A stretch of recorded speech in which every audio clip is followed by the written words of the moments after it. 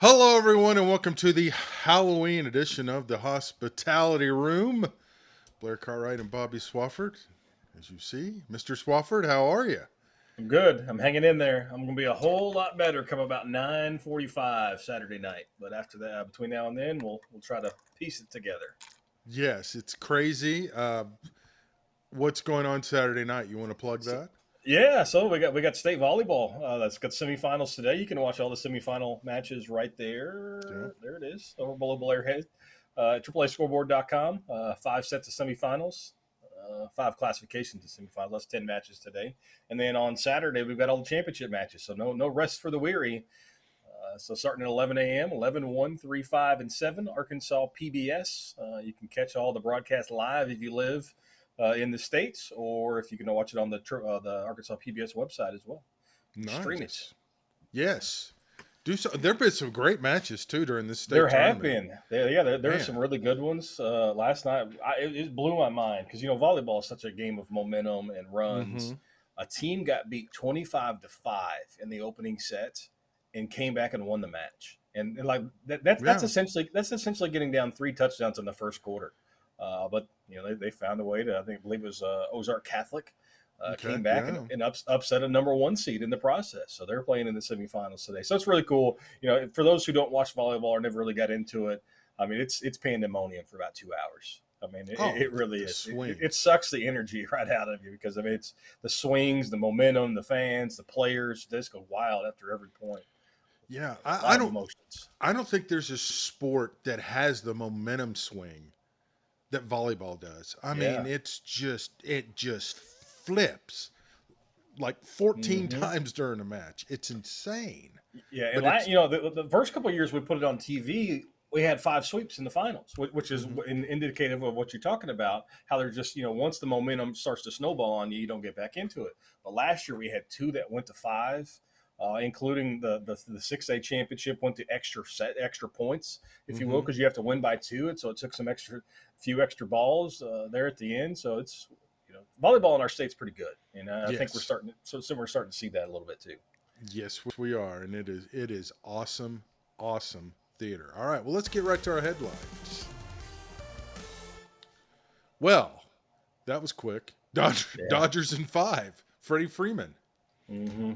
Yeah, I mean, we knew that the Dodgers' offense has been on fire essentially all postseason long, and they finally woke up last night. I mean, they were able to do it with pitching, surprisingly enough, in games 1, 2, and 3 against the Yankees. And last night they fall down 5-0, and that's nothing for this offense. I mean, and you're Yeah. talking, and of course they're probably going to go out and spend even more money in the offseason and probably go get Soto and somebody else. Yeah. But I mean, it's unreal what their lineup can do, and this is all with Otani not really playing that well in the World Series. And Mhm. I don't believe he reached base last night, and they still put up 7 runs. I mean, that's scary that a team can do that. Oh, it's ridiculous. They've been banged up. They got a center fielder playing shortstop. It's just I mean, Kershaw's been on the shelf most of the season. I mean, they were never at Hmm. full strength since the All Star No, break, and it's yeah. just ridiculous. But So, yeah. So my question now, and I heard this on ESPN Radio, the national version, this mhm, afternoon. So Aaron Judge, superstar, right? Going to win the AL MVP, probably the number two player in baseball behind Otani. Goes yep. 8 for 49 in the postseason. How long do Yankee fans let that happen before they just uprise? But as long as you're hitting 50 homers and driving in 120 runs and hitting 300, are they going to give him a pass, or does he need to perform better next postseason? I'd say he's got to have a good postseason next year, or else Yeah, it's over. yeah. That's about how they roll. 8 for 49 is really bad. Yeah, it's not good. No, I don't not what good. is that an average? I haven't put a pen to paper with that yet. I'm Eight not good divided with by math. 49. I know it's That's not good though. that is 163.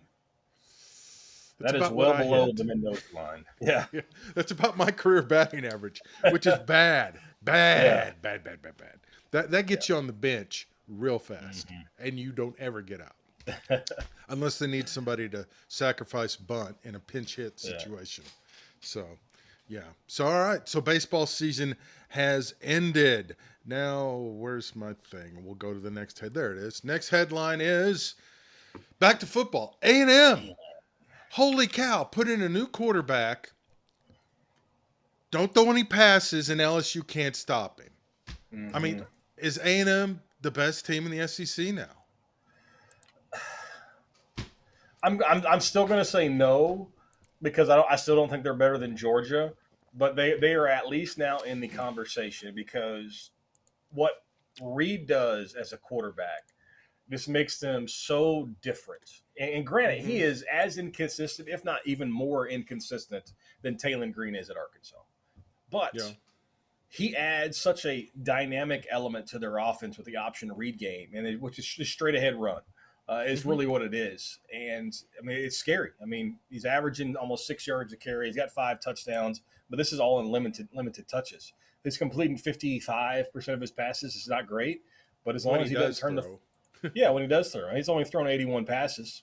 55%, 6 touchdowns, but he's not turning the ball over. He's not a sitting duck like back there like Wegman is, so you can't just blitz the Mm-hmm. house. It does some different things for A&M, and so I am not a full blown believer just yet, but I am certainly a whole lot closer than I was a week ago. And their remaining schedule is Charmin soft, with the exception of one Mm-hmm. game. I mean, you're talking South Carolina, New Mexico State, Auburn is the only thing that stands between them and being 10-1 when you know who comes calling the week after Thanksgiving. That's going to be unreal. Yeah. I mean, just the fact that I think he, threw 2 passes against LSU, if Yeah, that, and LSU couldn't stop him. It's could like, not stop them. it was just unbelievable. They just melted down. Two for And two for then, 70 yards. Yeah. yeah. And then Mike Elko takes a shot which now he's saying is not a shot, but it was clearly a shot at somebody. Mm-hmm. I mean, it just kills me with coaches like that. And it's like, because he said it, and then of course denies it, and everybody took it wrong, and it's everybody else's fault, even though he's the one that got up there and did it. Every time a coach does something like that, their team tanks. Mm-hmm. Will A&M tank? I mean, it's going to be hard to do against that cream puff schedule. Yeah. I mean, South Carolina is kind of a Jekyll and Hyde team too, but I mean, A&M is so much more talented than they are. It shouldn't matter. Like, A&M could maybe lay an egg and still win that game. And then, I mean, sure, you got to go to Auburn. I know they finally picked up a win this past weekend against Kentucky, but I mean, A&M should be 10-1 with a loss to Notre Dame. That still makes you scratch your head from the beginning of the year. Mm-hmm. Away from, and then going into a game against Texas, which potentially the SEC championship berth on the line, and certainly a spot in the college football playoff on the line. Oh yeah. Oh, if they're both at one loss, I think the loser still's got an outside shot of getting in at 2 losses just because of the wins. Well, I mean, you look at Texas. Okay, so if Texas loses that game and they're 10-2, your two Mm-hmm. losses are Georgia and A&M, both of which are in the top five, right? Yeah. Mm-hmm. If you're Texas A&M and you lose the game, your two losses are now against Texas and Notre Dame, both of which are going to be in the top five. Yeah. Not bad. Yeah, so like to me, as long as they don't stumble between now and then, I think the loser of this game is still in the college football playoff since it's been bumped up to 12. The only Yeah. thing that would prevent that is if Notre Dame loses to Army, and then that loss doesn't look quite as good. Yeah. But, But then again, Army may be in the playoff if that happens. you know, yeah. We also have a committee that's deciding this. Yeah. And they've continually proven they don't have a clue. So You want to see everybody gets what in. not having a clue looks like? Look at the FCS top 10 that was released last night. Oh yeah. I mean, it's like 4 teams from the same conference, and one of them has 3 losses. But yet they're the top 10 team in the country. It's a joke. It's crazy. Yeah. All right. All right. Well, let's just get to the picks. What the heck? Yeah, let's go. Let's get to the picks. Here we go.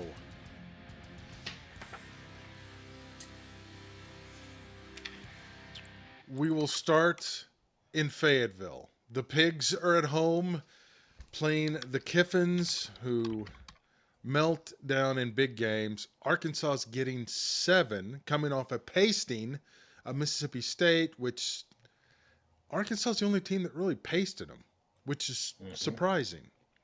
Yeah. Ole Miss, who knows what to make of them?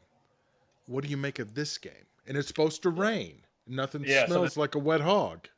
Yeah, so that's literally what I just pulled up. I pulled up the weather for Saturday, cloudy early with showers for the afternoon hours. Yeah. Highs in 70, chance of rain 50%. The more it rains, the better our chances Arkansas has to win this game. Mm-hmm. I mean, this is a game in which if they could slop it up and get it ugly and force Jackson Dart to do more than just drop back and throw the football, Hogs got a chance. I think the Hogs got a chance either way. If they play like they did last week against Mississippi State, it's going to be 70-63. So that they need to play as well offensively, but they got to play better defensively. You can't go out there and give up, 35 plus to Ole Miss. I think Ole Miss does finally, pull it out late. I think it's close. I think this is a one-score game. So with all that being said, Ole Miss wins, Hogs cover. Okay. I was going to take Arkansas, and then I got a letter from Hunter Yurachek this Oh, they're morning. broke. They're poor, man. They're They're poor. broke. They're poor. Um, and it's like the timing of this is just bizarre. Yeah.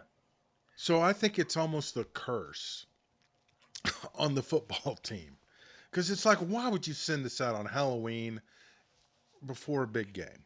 So what are they? So they're going to put a 3% charge on concession stands. Yes. So That's going where? I took some notes. 3% charge will go to a student athlete enhancement fee. Okay. They're going to restructure the seating for Bud Walton Arena depending on how much money you give. Much like they've done at baseball and football we knew that that went over like a lead balloon. Yeah, we knew that The was going to happen. the renovations are probably on the shelf for a while. We're not going to do that. They're anticipating 75 to 100 more scholarships. That's about $3 million. Mm-hmm. They're going to get $1 million less from the NCAA over the next 10 years, part of the House settlement. Mm-hmm. They need a net positive change of $15 million. But the impact of all this is going to be $22 million, but they need a net change of 15. I don't know. I guess the other 7 just floats in the air. Yeah. Well, I mean, with them changing all the scholarship numbers, like I get, Mm-hmm. like it's gonna cost a lot more because Oh, not yeah. only is softball, soccer, baseball, track and field, swimming, tennis, all those people are going to be on full on scholarship now. So that is a Mm-hmm. lot of money. I Oh, I understand agree. that, and somebody's got Yeah. to pay for it. Mm-hmm. But I don't know. The 3% on concessions doesn't make sense to me because I mean you're looking probably maybe $1, but what? Why did Yeah. and we talked about this a month or two ago when they announced it. Go the route of Tennessee. Just put Yeah. $5 on every ticket. Well, because that would make sense. And that, to me, this says we are having so much trouble raising money. We're Mm-hmm. totally at a loss. Um, and again, failed to mention the Tusk beer, which benefits the NIL, which I think everybody can get behind drinking beer. Yeah. Um, we'll even How's put that it in a doing brown. though? We'll Are put it in a people brown buying bag it? for some of you. See, they don't promote it though, and that's the thing that kills me. It's like they don't promote it. They They might should not they be should able to. mention that at the bottom of every letter Yeah. because the proceeds help go toward NIL. And I'm not saying that's going to solve all the issues, but it makes more sense than, well, here's a letter and we don't have any idea how to do it, and we're going to add 30 cents to your $10 Coke. Yeah. It's So just here's my bizarre. here's my. I wonder if they're restricted with their contracts with Bud Light, Coors, Modelo is now the official import of the Arkansas Razorbacks. I wonder if they have restrictions about promoting specific beers because they have those contracts with those other companies. Possibly. But there's always ways around that. Yeah, You for could sure. have Learfield run the ads during games. I mean, there's ways Hmm. around everything. Let's face it. Yeah, They're the Razorbacks. Who's going to call the Razorbacks out on the carpet? If a sponsor, if I'm so it's just, I don't know. It's like, and they're not alone. Everybody in college athletics is having this problem, and they've spent money before it's even come in the door, and now they're going to have to be financially responsible. And welcome to the real world. It's going to be interesting, to say the yeah. least. But I mean, and that's a whole nother show. So let's get back to picking games, which is a hell of a lot more exciting. So we'll both take Arkansas in this one, and we'll see what shakes. This game is played at 11 a.m. Central, which is mind-boggling because that's 10 a.m. in Miami. And this might be the toughest game Miami has remaining. It's Duke. Oh, yeah. Manny Diaz, the Duke coach, Mm-hmm. he used to be the head coach in Miami. Miami's living on borrowed time, maybe. 13.5 is the spread. Who do you like in this one? And Manny I said like it's my not revenge. No Yeah, I revenge like game. Miami. I think Cam Ward's worth Really? that. Yeah, Okay. to me, he's on the Heisman hunt, and he knows he needs to go out and put up highlights every Oh, week, and so I think they'll cover it. I think I got the wrong line on this. I've got down 20 is the line. My Oh, graphic is bad. Yeah, that well, changes everything, that doesn't that it? does change little things. Let's jump into it. Yeah, it's minus 20. So I'll take Duke Yeah. to cover. Okay. So I've totally screwed. Oh, I see what I did. I put the wrong lines in.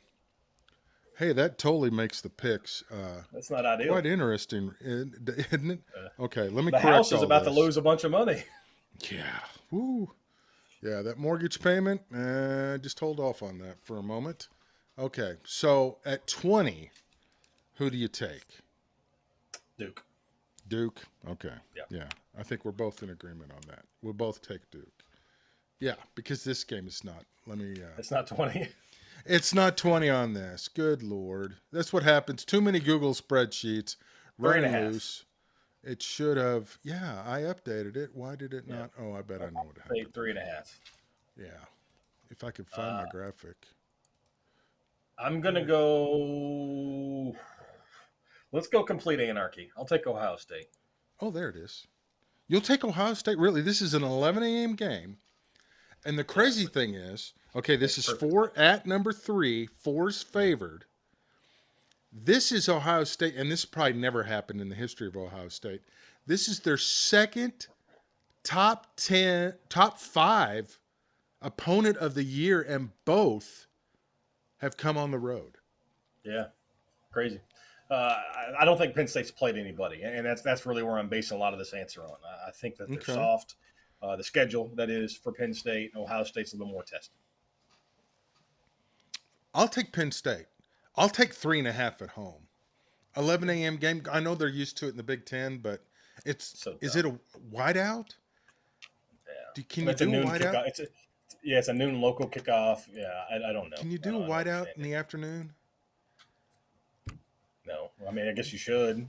I Yeah. mean, weather's probably going to be perfect, honestly. 50 degrees at kickoff, Well, it's according to Happy Valley. AccuWeather. Yeah. Yeah. Well, and the crazy thing, okay, the Ohio State starting quarterback couldn't win the job at Kansas State. Mm-hmm. He's on the number 3 team. So, college football, you got to love it. Vanderbilt continuing to get no respect. At Auburn, the Tigers, 7-point favorites. Yeah, did Auburn figure something out last week? Is that a question we have to ask out loud? I don't know. 24 points. I mean, they've obviously started slow, fell behind 10-0.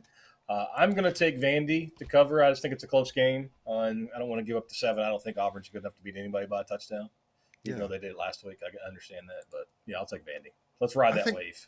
yeah, I mean, I think Vandy has covered every game but Georgia State. Yeah. And how they lost that one is beyond anyone. Oh, we can't call it the cocktail party anymore for whatever Yeah. reason. 16. Is it enough? This is the start of a pretty tough stretch. We're actually getting another game right in the middle of a tough stretch for Georgia. You got Texas last time out, Florida, Ole Miss, Tennessee coming up. I don't think they overlooked Florida just because they got so much ahead of them.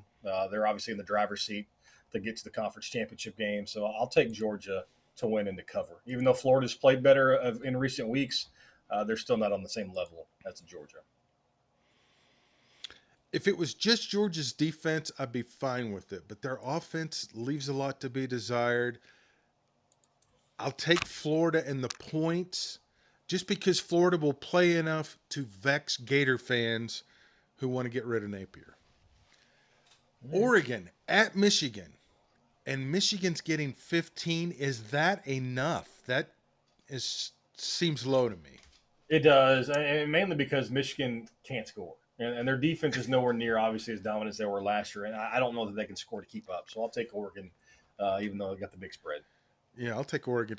Michigan can't throw. They're one dimensional. It's unreal. The Yardbirds getting 2.5, welcoming the Aggies, who are a professional program. I'll take Texas A&M. I mean, what we just talked about in the open of the show today. I mean, are they the best team in the conference? If they are, they got to prove it. So I'll take A&M on the road. I'll take the Yardbirds in the points. I just th- South Carolina is so Jekyll and Hyde. Mm-hmm. They'll figure it out, and then they'll lose next week to Auburn or something. And then Kentucky, which is an enigma. Tennessee is somewhat of an enigma. Yeah. Kentucky's dominated this series of late, but Tennessee's given 16. Yeah, it's a big number. You got to hope you avoid the letdown coming off the Alabama win last time out for Tennessee. But kind of like what we just talked about with Florida, I don't know if they can score enough to keep up. We talked about with Michigan. I don't know if they can score to keep up. So I'll take Tennessee, especially since they're at home. Yeah, I'll take the Vols as well. All right, to the pros.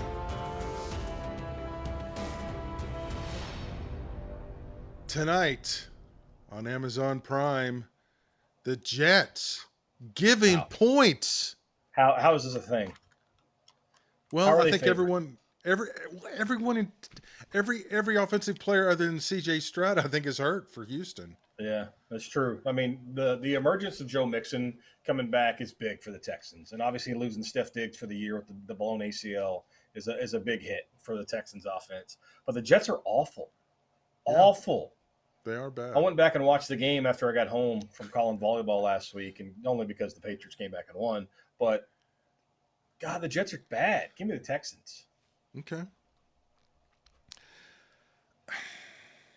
I so badly want to take the Texans, but I will take the Jets because it's a short week. And Aaron Rodgers has 9 lives, and then it's downhill after this. Mm-hmm. Oh, the show that is the Cowboys goes to Atlanta. Falcons are only favored by 2.5. Yeah, only. I don't get how they're only favored by 2.5. Give me the Falcons. Yeah, I'll take the Falcons as well. I don't see it. Broncos at Ravens. Ravens disappointing last week, giving Mm-hmm. 9. It's too many. I mean, they proved last week that on any given Sunday that they can lay an egg, and that's what they've always been with Lamar Jackson. You're going to get some great performances, or you're going to get some head scratchers. So because of that, I mean, they may come out and Derrick Henry may run for 200 yards and they win by 35 points. But you can't expect that honestly from this Baltimore team. So I'll take the surprise Broncos. If the Broncos win this game, they're right in the thick of the playoff hunt, which is crazy to Yeah, think about. So, but yeah. I'll take Denver to cover. I'll take Denver as well. They play a similar style of defense as do the Browns, and that gave the Ravens all sorts of fits. Dolphins, Tua's back. What a Mm-hmm. difference it makes. At Bills, Bills -6. Tua was back last week too, and they're just not the same team that we expected them to be. Buffalo lost to the Cardinals last week. You kidding me? Yeah, it's. I think the Bills win, but I think it's by a field goal, so I'll take the Dolphins, and I'll be wrong. Saints at Panthers. Ugh. Bryce Young's playing again. Saints. Oh, and Derek Carr may actually play. So Yeah, yeah, if Bryce Young's that's pass. Raiders at Bengals. The Bengals need a win in a big way. they do. Yeah, Antonio Pierce is calling out his offensive coordinator. Says he's not going to fire him, but he needs to call better plays. That's never a good spot when you're in it, when your head coach is calling you out like that. So I'll take No. Cincinnati. All right. So we'll both take Cincinnati there. This one's interesting. Chargers at Browns. Browns getting 1.5 at home. See, now you got to start thinking about the Browns because they've got a decent quarterback. I mean, so Mm-hmm. like Jameis Winston looked pretty good last week, and that touchdown Yeah. pass he threw in the fourth quarter, I mean, that's a big time throw. Yeah. The Chargers need to start winning some games, and they're better than their record showed last year. They're better than their record shows right now, but at some point, you are who you are. Dennis Green told us that, right?